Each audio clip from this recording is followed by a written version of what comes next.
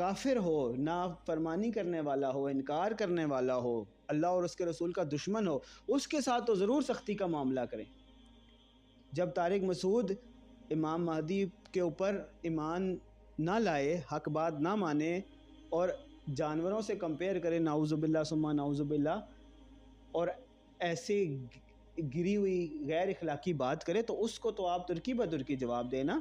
لیکن اگر آپ کا کوئی ساتھی کا بھائی کو غلطی کرے تو اس کے ساتھ لڑنے کے لیے نہ پہنچ جائیں، دونوں میں بڑا فرق ہوتا ہے۔ اور امام مہدی کے ساتھیوں کا بھی کام بنتا ہے کہ اگر ان کو کسی کام کے لیے بھیجا گیا ہے تو اس کو احسن طریقے سے کریں۔